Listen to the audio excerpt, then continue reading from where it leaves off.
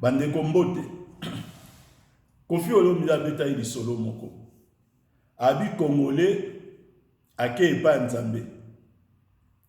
Nzamba tuniye olingi nini senganga nyonso olingi na opesa o. Me yebaka akeso na pesi yo mutu aboya sima na yo na opesa ele double ya o na pesa o. Babi Congolais atali gauche atali droite abi na Nzambe tobola ngaliso. Donc ye eloko amoni ya osenge pa Nzambe batobola elisu po oya aboya sima na ye batobole misu mibale. Félix Wazeko abakisa abike totanga ba richesse na mboka na biso. Mais la richesse moko tobosana et à monter à mabe. Chers amis, c'est quand même inadmissible. Oyebi les jours où Maman Olive a se présenté devant équipe à riposte où ils allaient piloter par le docteur Mouyemba. Le docteur Mouyemba a sali déclaration publique. Docteur Mouyemba lobi que bango na niveau ya INRB batikala ekana 8 doses 8 ya chloroquine 8.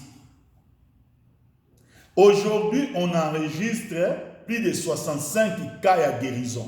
Parce que ce que vous devez savoir, et la liberté na bango, mingi baza détecté positif na coronavirus, balingi na bango mokilié yebate basa bango na kati ya comptabilité. C'est leur liberté aussi, n'a pas contredit eloko amote. Mais si aujourd'hui nous savons que il y a 65 cas guéris, dans les 65 cas, il y a une personne qui a eu le courage à commis à Twitter, à Sengi Batouboy pour se protéger pour m'appeler à soi qui a mort. Et ça, que je salue au passage et que je félicite, que j'encourage, conseiller Nani, on a encouragé à Moukondia Nani, il y a président de la République. Il y a appelé même Batou conseil. Aujourd'hui, nous savons que Vidier Chimanga est guéri. Les gens doivent se poser la question, guérison à Vidier Chimanga par la chloroquine, comme il a déclaré lui-même. Les alliés postérieurs, na présence à Maman Olive et pas à docteur Mouyemba équipe à riposte. Qu'est-ce qu'ils peuvent déduire? Bon, 64 cas Moussouana.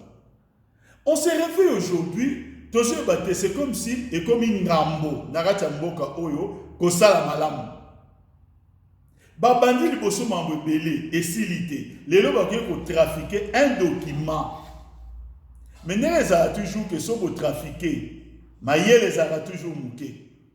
Bakéyi est comme que ambassade ya Haïti. Ba préciser ambassade à Haïti.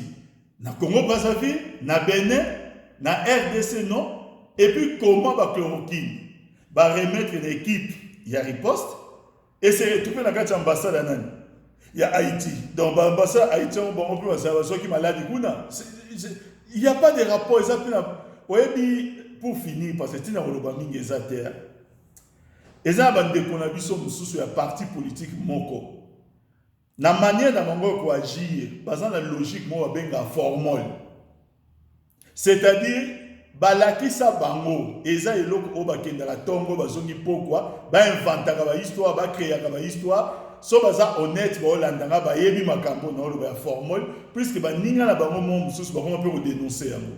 Ko kosela mambilo ke belé ko sala ba faux document ko sala formule. Le danger c'est lorsque maintenant ils commencent à croire à leur propre formule. So yi mutoro ko croire na ba lo kutana ye moko na vie.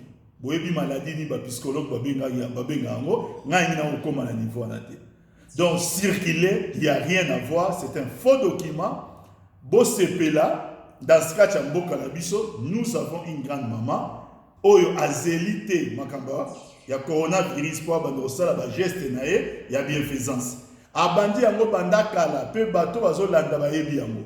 Donc tout cela o ba mbazo musala il y a toujours ba combattre makambo ezali bien tout ça ba kenga ba bongo la kamitema parce que biso a papi tambo ba ko bato ba oyinaka biso toujours non pas parce que ça bon mabe non pas parce que fingi bon mais parce que ya toujours l'accès au kutana bango ya on ba msuba ko na posa mito kufa ba mo bamba biso maladie to na nzoto te po ebi ke yeso yena a ya lokuta arobuka a yena b ya solo mbote la ba congolais to sambela pour la situation où il y a le coronavirus, l'ongoni à la maman Olive, na libota de mobimba, pour la geste de maman bienfaisance. Merci.